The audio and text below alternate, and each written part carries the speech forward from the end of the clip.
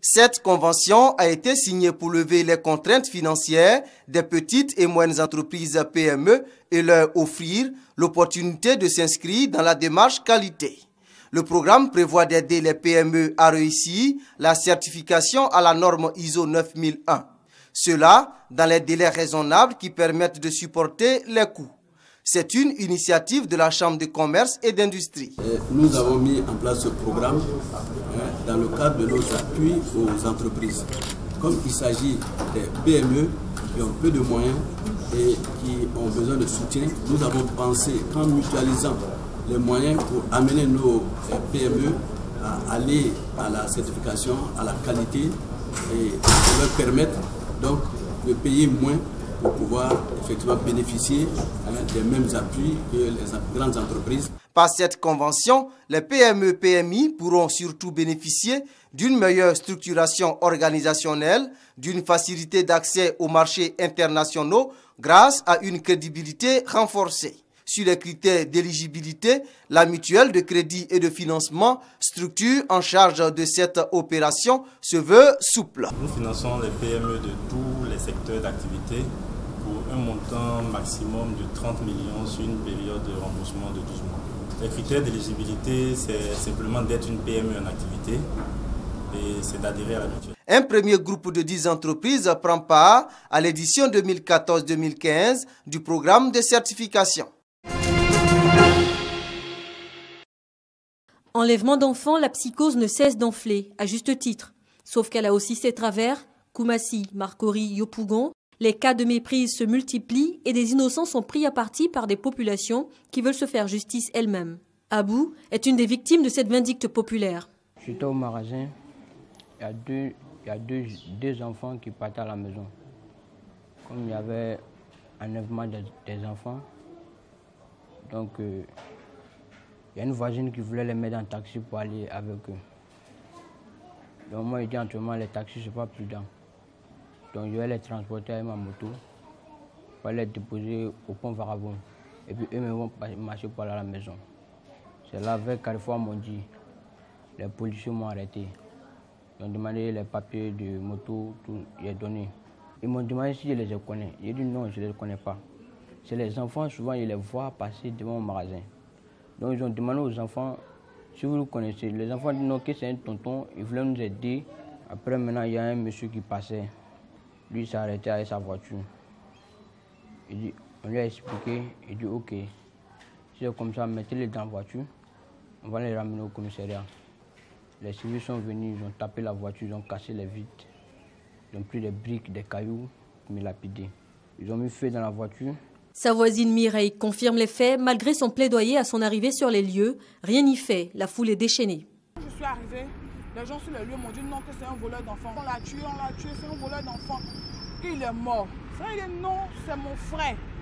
Que c'est moi qui l'ai envoyé d'aller déposer les enfants au pont Vagabond parce qu'ils sont petits. Ils ne peuvent pas marcher seuls. On dit on voit les enfants, ils sont petits. Il n'y avait pas de grandes personnes à côté d'eux. Les lyncheurs sont repoussés par les forces de sécurité. La victime est mise à l'abri. Abou est enfin transporté à l'hôpital. Il aura frôlé la mort. Il y avait tellement de blessures, de grosses blessures à la tête, parce qu'ils ont pris de grosses bites pour limer sur la tête. Il a un bras fracturé. Puisqu'ils ont tenté de le brûler, il a des blessures, des traces de brûlure sur le pied, il a la mâchoire cassée. Physiquement et psychologiquement marqué par l'horreur, Abou, étonnamment, avoue ne pas éprouver de colère ou de ressentiment. Ce que je me dis, il n'a qu'à faire beaucoup attention aux gens qui arrêtent, demandent pardon. S'ils arrêtent quelqu'un, il n'a qu'à envoyer directement à la poste de police. Un appel lancé aussi par les autorités qui ont mis 5 numéros verts à la disposition des populations, le 110, le 111, le 145, le 170 et le 116, pour alerter les autorités devant un cas suspect. Aujourd'hui, le respect des valeurs humaines n'en est plus beaucoup observé dans nos sociétés. En outre, avec l'avènement du syndicalisme en milieu scolaire, les valeurs cardinales telles que le respect, la soumission, la solidarité et la non-violence sont réduites à leur plus simple expression.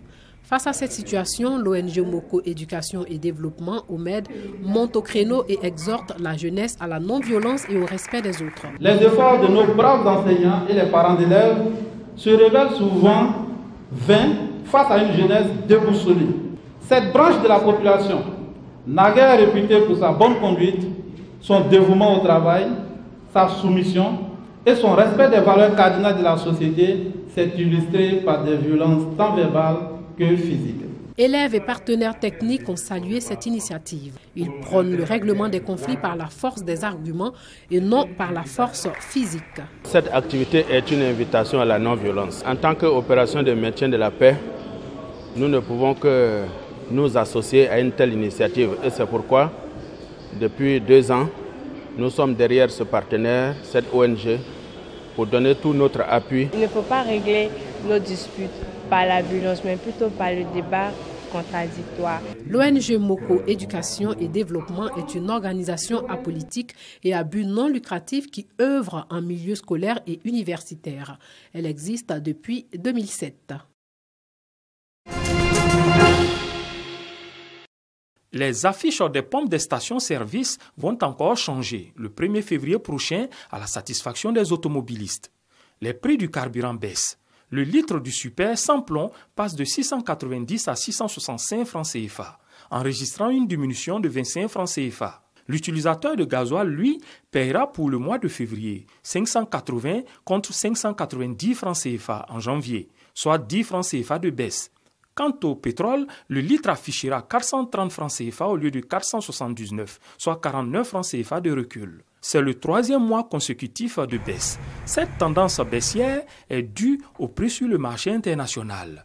Ce vendredi, le baril de Brent de la mer du Nord était livré à 49,6 $, soit 24 800 francs CFA. C'est que l'or noir a perdu environ 60% de sa valeur depuis la mi-juin.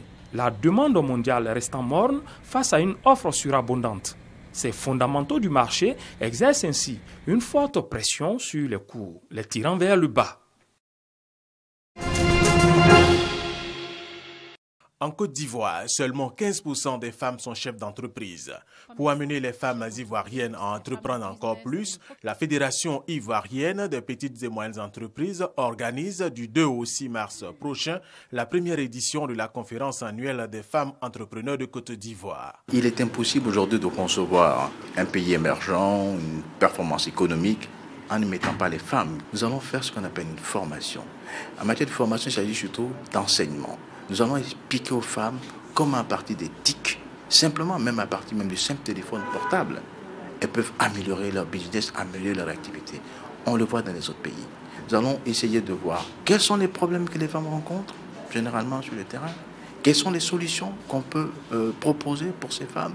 La conférence annuelle des femmes entrepreneurs de Côte d'Ivoire va se dérouler chaque année autour de la Journée internationale de la femme. Elle va permettre à 350 femmes, chefs d'entreprise et rurales, de bénéficier de formations sur les technologies de l'information et de la communication afin de développer leurs activités.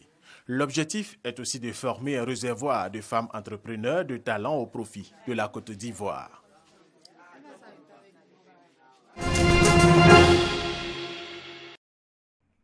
Dégager les perspectives et dresser une feuille de route pour l'année 2015 et réfléchir au poste DDR. Tels sont les objectifs du séminaire bilan initié par l'Autorité pour le désarmement, la démobilisation et la réinsertion ADDR à Yamoussoukro. Il a également été question au cours des travaux de faire des propositions aux autorités compétentes et sensibiliser le corps préfectoral et certains maires sur le processus DDR. Rencontre au cours de laquelle le directeur général de la DDR a présenté le bilan de l'exercice 2014 de sa structure aux acteurs impliqués dans le processus. Il ressort de ce bilan que sur un effectif de 74 000 ex-combattants, 46 000 ont déjà été réinsérés et intégrés. 19 700 armements ont été recueillis. Un bilan jugé satisfaisant par le premier responsable de la DDR. Au-delà de cela, le point majeur, c'est à mon avis la réinsertion sociale des ex-combattants.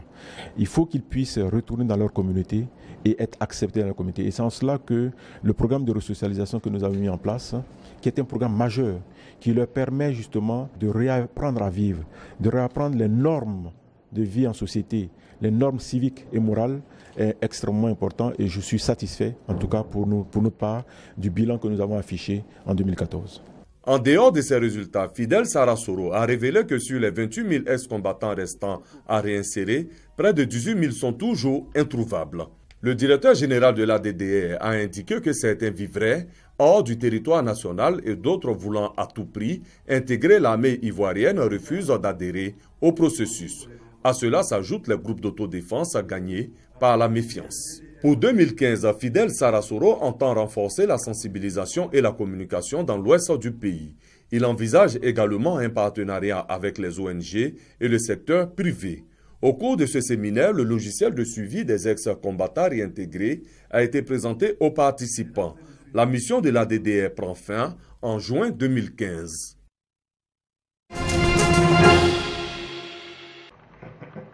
D'une clinique de la place transférée au CHU de Cocody, au 12e étage, porte 13, une tête pleine et bien faite se meurt.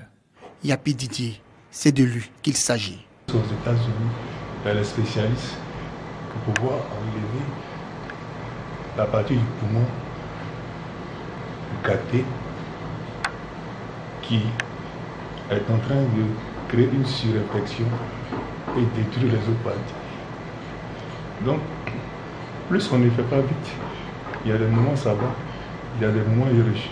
Son expertise et sa large vision technologique pour l'humanité et particulièrement pour la Côte d'Ivoire, son pays, ne souffrent d'aucune ambiguïté. Chercheur, informaticien, inventeur de décrypteurs qui empêchent la copie illégale des CD-DVD reste et demeure unique au monde informatique. C'est un dernier appel, il lance aux autorités. On envoie tous les dossiers à presque tous les ministères pour les informer pour une intervention d'évacuation aux États-Unis. Demain, quand je serai guéri, c'est pour qui? C'est pour la Côte d'Ivoire. Yapi Didier souffre. Une infection pulmonaire depuis plus de 2 ans le ronge. Une évacuation d'urgence aux États-Unis ou en France pour une intervention chirurgicale s'impose. Yapi attend donc l'aide des personnes de bonne volonté.